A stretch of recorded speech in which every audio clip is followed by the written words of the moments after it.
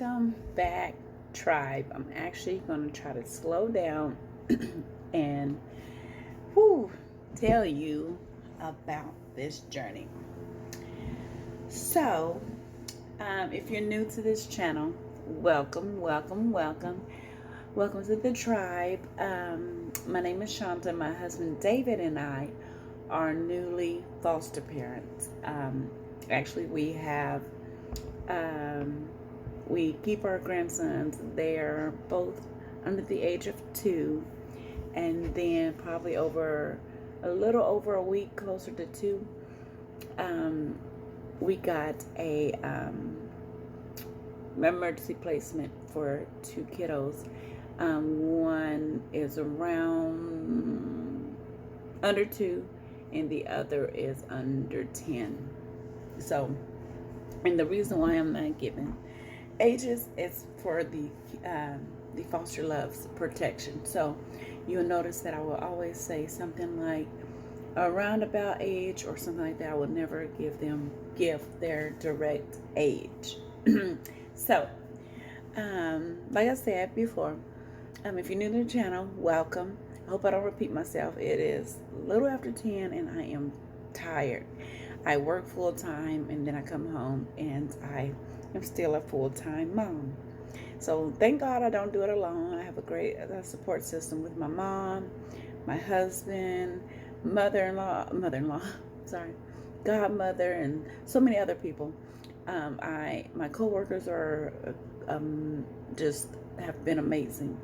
And so, in fact, my foster loves and my grandson have adopted one of my coworkers' mom, and so that is their forgot what he said. Did he call her Grammy?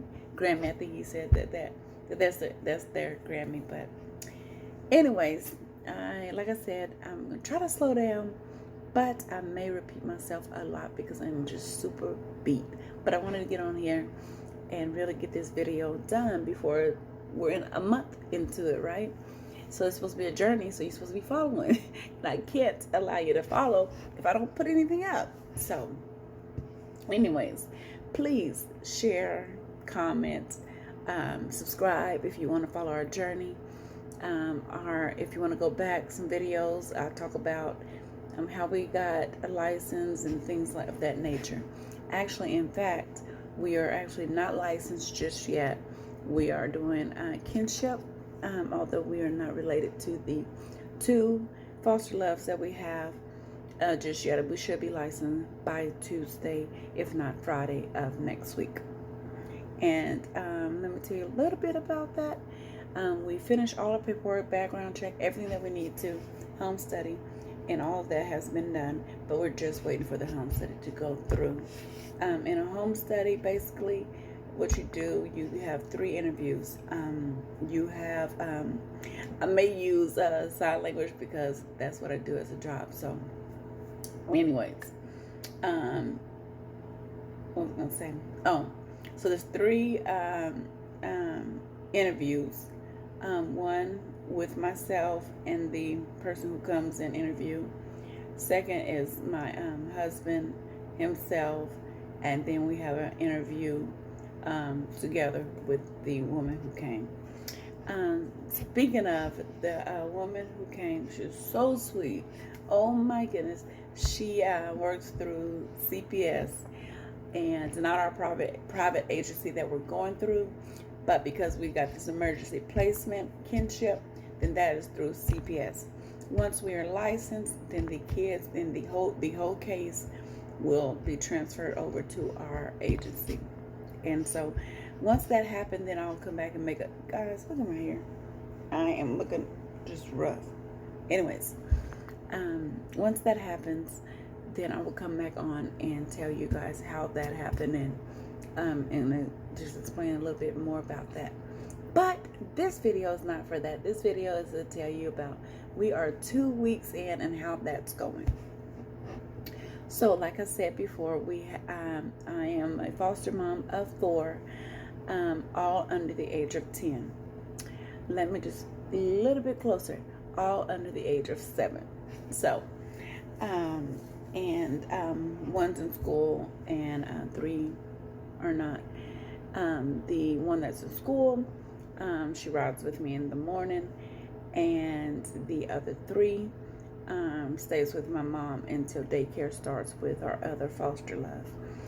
And then my two grandsons, they will be starting daycare next month. So when everything's slowed down and we have everything in order, then we will have 3 in daycare and 1 in school. So that's how that's going. So how we got involved a little bit. I can go into great details again to protect our foster loves' privacy. That is their story and their story to tell on their own when they're older, if they choose to do so. So I will not be mentioning their name. I will tell you it's a girl and a boy, and that's only because when I say he, she, you're gonna figure that out, and it's hard to say my foster love 1 or my foster love 2. My foster daughter, we call her Miss A, and my foster son, we call him Home Slice. Home Slice comes from because I call my younger grandson Homeboy, and them two are 2 peas in a pot. So it's Homeboy and Home Slice. I will share my grandson's name because they're not in foster care, and I can share their names. So it's Jason, Jalen, and so Jalen, the younger one, I call him Homeboy, and Jace, we call him Baby Jace. And you might hear me call him all types of names. So I'm always giving kids nicknames anyway. So that's who we will be talking. You'll hear me talking about them.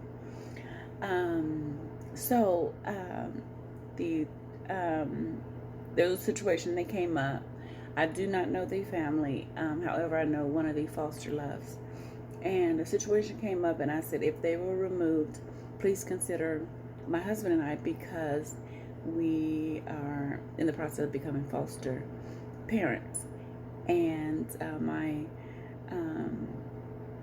one of my foster children, one of my foster loves, they're deaf, and I signed, so that would just be a great fit for the foster love to come in a home with communication versus being in a home without communication. Now, I'm not gonna get on my soapbox about that. I wish I can put closed caption on here. I need to learn how to do that. Anyways, so I don't know the exact percentage, but let's just say 90. I'm pretty sure the numbers are a lot higher, but let's just say 90. I don't know what's going on with my phone, but okay. Okay, that's bright. Anyways, 90% of deaf children born to hearing parents, 90% of the hearing parents never learn to sign. With that being said, yes, my foster love came from a home without language, but it doesn't make it right.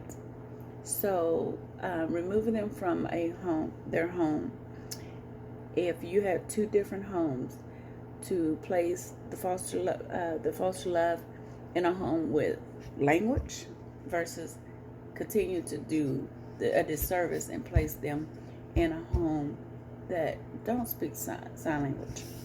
Now, I know that I had some candy, sorry.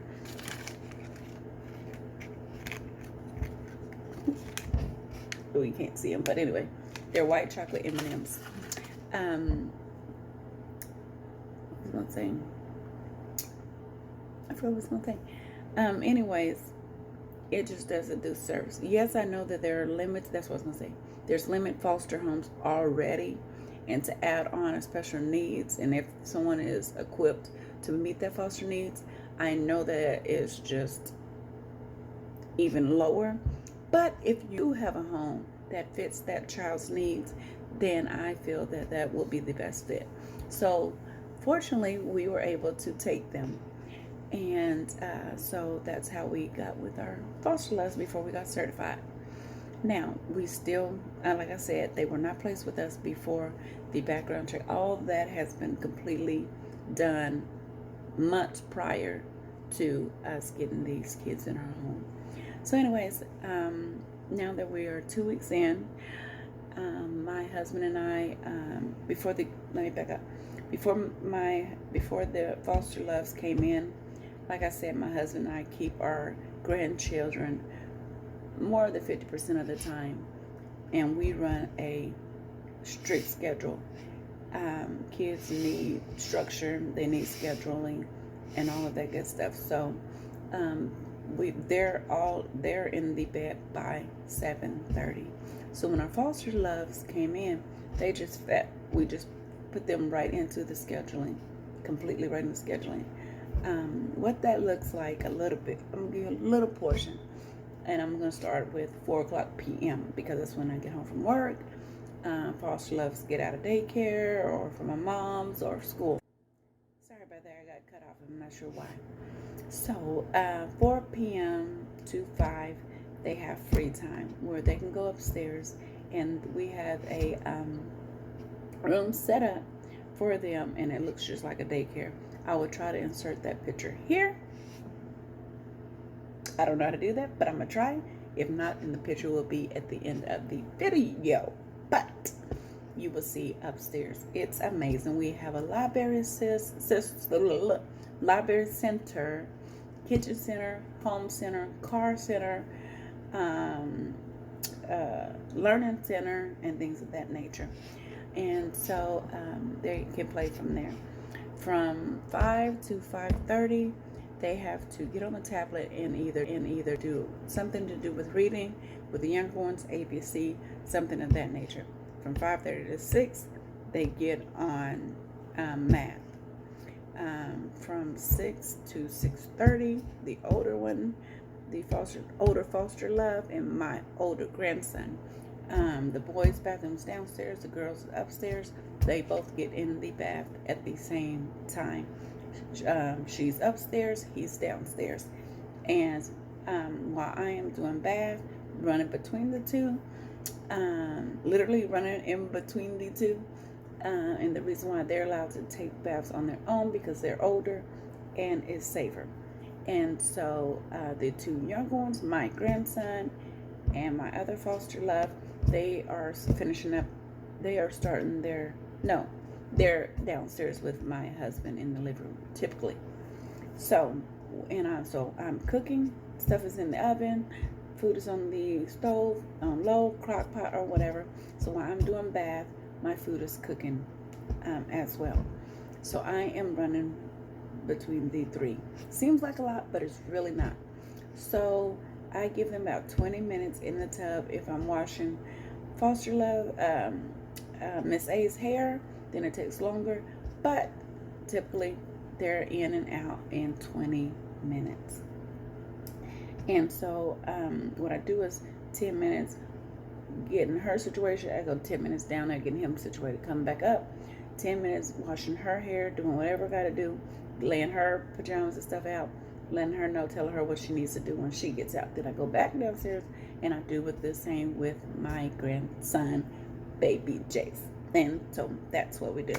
6:30, food is on the table. Everyone's sitting down to eat except for my husband and I, because we are taking care of the two little ones. Typically, my husband takes care of the two little ones, feeding them, and I am watching the two older ones and making sure they're eating their food and getting water, going back and forth, more food and stuff like that. But we are all sitting at the table. After that, I put the two older ones, I go upstairs, read them a bedtime story, say our prayers, and I put them to bed. And I come back down. At that time, my husband have them in the tub, the two babies in the tub, and I go down to help assist him with that. I get my foster, it doesn't really matter. I get one of the babies, I bathe them, get them out, and my husband's doing the other one, and then we put both of them to bed. Everyone is in the bed and sleep by 7:30 on the dot. No later than 8 o'clock. And thank God, before the foster loves came, it's been 6 months and they've been in the bed 7:30 on the dot. Actually, that's a lie. It used to be 8 o'clock. But when the other loves came, we had to push it back 30 minutes so we're not putting people to bed at 9 o'clock. Can you imagine? So everyone's in the bed. Plus we get up early. They get up at 5:30 because I have to do a lot of drop-offs. And so they get up at 5:30 and we are out the door by 6:15. If we're out the door by 6:20, we're late. So I know that's a lot of rambling, but that's how we do it. On the weekends, on Friday nights, the older ones are allowed to stay up until 8 o'clock watching a movie. So after dinner at 7, I put on a movie and I give them a snack like popcorn or something like that and water. And then they have to stop drinking 45 minutes before bed. So it's very small snack, so they don't need a lot of water. And like I said, so they're in the bed by, actually I let them sleep. No, yeah, 8:30. They were in the bed by 8:30 because the movie was a little longer. And they watched Shrek tonight. But they both went to sleep before the movie was over. So I let them sleep until I took care of the babies and cleaned up and whatever. And then I put them in the bed and that was it. And then 9 o'clock p.m. every night, I'm in my prayer closet. And I probably showed this before, but since I'm in my office, I will show you guys where you will find me every night at 9 p.m. Please excuse the blanket on the floor. It gets cold in here. And so this is my prayer closet. These are all my prayers. And this are the two, this is the tabernacle, and this is a threefold nature. And so if y'all want me to talk about these two, let me know. Put it in the comment below, and I will actually do a lesson on each of them. So anyways, so that's where I'm at. So I usually typically pray from 9 to 9:30. Sometimes the Lord will have me in there longer. Sometimes I'm always praying and I'm always talking to God, but sometimes I draw pictures. Sometimes God give me a scripture. And right now I'm on a 21-day prayer challenge. That's just spending time with the Lord, with my church, with my young adult and youth group at church. Actually, the whole church is actually doing it this time. And so that's really exciting. If you want me to talk about that, leave a comment and I will talk about that as well. So anyways, I just wanted to pop on here to give y'all updates. I hope I didn't repeat myself too much. I know I look really tired, but the videos are getting a lot better. And before I end, I just want to give a thank you again to my co-workers. I'm not going to say their names because I don't know if they want me to. But my co-worker, her mom, y'all have been just an amazing support. Y'all have no idea. I'm truly, truly grateful because everything that y'all blessed the foster loves with, or my grandkids that can share, have been a tremendous blessing. As you know, foster kids come sometimes with a trash bag, and some they come with just a backpack or something like that. They don't come with much. And so our foster loves unfortunately came at 11 p.m. and they only had a backpack between the two. So they did not come with very much. And so blessings have been coming in. In fact, I just got a P.O Box. I have to go pick up the key tomorrow and the address. And I will definitely add that to the comments below. When I post this, it's not going to be there. But by Monday, I will have added to it down below. If you want to be a blessing, we're not asking for anything, but I do know that a lot of people have been reaching out. How can we be of assistance to you? And we have been asked to make an Amazon account and just put things on there. So I was just picking random things that I know that the kids can use or may want. And so you may get on there and be like, whoa, look at this list. Listen, I have picked things from $3 all the way up until $400. I just didn't know what to pick. I just put everything on there that I know that we truly, truly need and can use. And so if you see something on there that's $2, then anything that you send us, we're going to open up on camera, and we're definitely going to give you a shout out. We will not use your last name. We'll just use your first name and your location. So, for example, we'll say James from Pensacola or whatever, and that will be it, just so that you can see the look on the kid's face.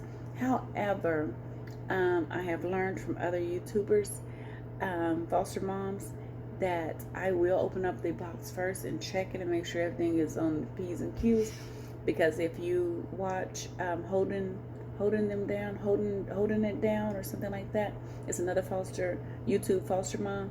She talks about why she closed her P.O Box. I hope that we don't ever have to close our box. So please, if you send things to kids, to myself, please don't be disrespectful, because I will call you out. First name, last name, and all of the above, But just don't do that, please, because we'll call the police. But we're trying to protect these kids, and the last thing they need is for more drama. So like I said, I'm going to post this tonight, and so that means you'll see it Saturday, maybe tonight, I don't know. But by Monday, keep checking in the description box, and the P.O. Box will be in there. I'm also going to include our email. Please send us any questions that you want us to answer. If you want my husband and I to do a Q&A, anything that you want to see on this channel, please leave it, email it to us. Make sure you subscribe. Tell your friends and family to come and check us out. And go show some love over at Holding It Down. I think it's called Holding It Down. She's amazing. She did close her P.O. Box, but her kids are amazing. She adopted through foster care, which we hope to do. However, our main goal is to get these babies back home to their parents, because that's where they belong. But in the case that they are not allowed to go back home, or they cannot, we are open to adopt. We originally said 2. My husband keeps trying to get everybody to tell me that we need a minivan, so I think he's trying to say that I need to adopt 4. I'm not sure, but I think our limit is 2. 4 is a great number. I don't see us doing any more unless the Lord says yes, because like I said, we both still work full-time. So in any case, I will end on this note. If you cannot do what the Lord requests, and that's to love everyone, try to do what Ellen says and be kind to one another. Until we meet again, bye.